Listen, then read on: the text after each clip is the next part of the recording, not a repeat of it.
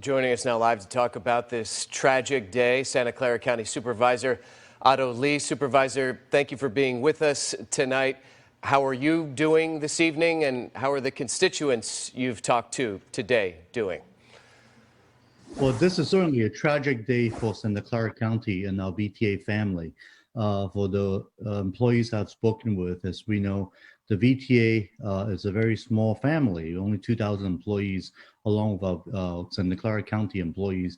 We certainly have a very tight-knit, and our heart definitely goes out to them and their family. And we want to make sure that today the priority is to give them the time to mourn and to recover from this.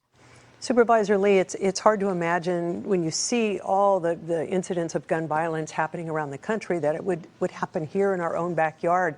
You know, it's a shock to the system, to be sure. We heard Mayor Sam Liccardo earlier imply that maybe there could be something locally done. Are you meeting with the mayor, and are you discussing laws, or what can local authorities do? Sure, there's many things that we can do. Certainly the senseless violence of gun violence that we see here today is nothing really new. We see it in so many different communities, different cities, and I think it's long overdue that some action needs to be taken. But if we talk about just go background check, or more so just getting guns out of the hands of those who have mental issues or are dangerous. I think those are just basic common sense things that we really need to do, and it's long overdue. Are you hearing any rumblings about what may have motivated this person to do what they did today? It's so horrific. Yes, I've talked to some individuals who have known the gunman, and all they could say is he is not. He's kind of not popular with people and sort of out there. And certainly this is not something that is expected or could have figured out. So and that's the thing about some of these incidents, they call lone wolf or whatever incident, that it is really hard to predict. And I think it is so important that that we stick together as a community and offer all the help we need for the families, because in many cases, even those who might not have been hurt or injured, those who were there, those who know them, we have what we call PTSD. Post-traumatic stress disorder. You know, I was in the military for 28 years and deployed to Iraq, and PTSD is a real condition that we want to make sure that our folks would be treated and being dealt.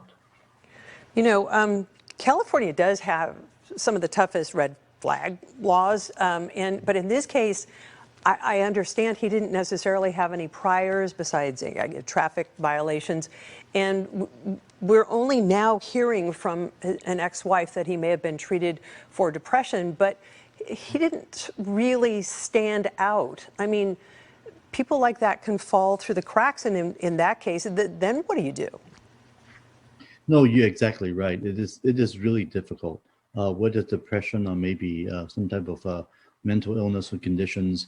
And I think these are the things that we need as a community, we need as a county, as a public safety net. We really need to offer the help that we need for mental health individuals. Like yesterday, county has actually passed a very important law regarding AOT, assisted outpatient treatment, some called Laura's Law. And these are the type of things I think we really need to invest more funds and resources to make sure that those in our community that are suffering from these illnesses get treatment as soon as possible, because obviously untreated, bad things can happen.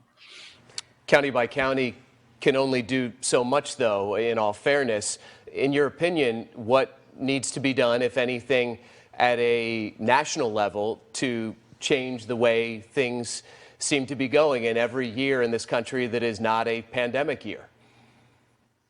Right. I mean, I think there are some common sense issues that we have worked with on gun laws that has passed previously in on our U.S. Senate and in the House, and I think these are some of the issues that we need to review to make sure that, like I said, guns needs to be taken away from people who are not stable, who are dangerous, and I think that would be a good start.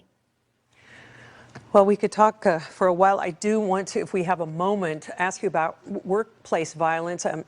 You know, there were questions about safety at the yard. And this was not someone who came in from the outside.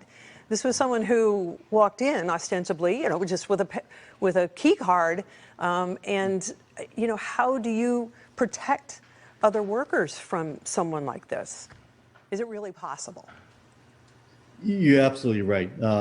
Due to the fact that basically most people would be able to purchase a gun, even though 7-day waiting period and all that might not necessarily be enough to stop this specific type of incidents.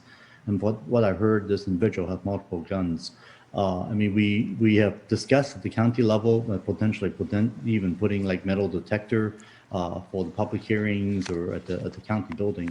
But again, this is what makes it very, very difficult when such an open society that we live in, with the freedom that we enjoy, to be able to enact some of these measures that, as we could see, at times would become very, very essential to protect our workers. So I think this is a discussion we need to look into for the future to see if this is something we might have to enact. All right. Supervisor Otto Lee with Santa Clara County, we appreciate your time tonight, and we're sorry for the loss that the folks in your community have suffered. Have a good night. Thank you for for the Supervisor. coverage on this. Thank you. Take care. We'll be right back.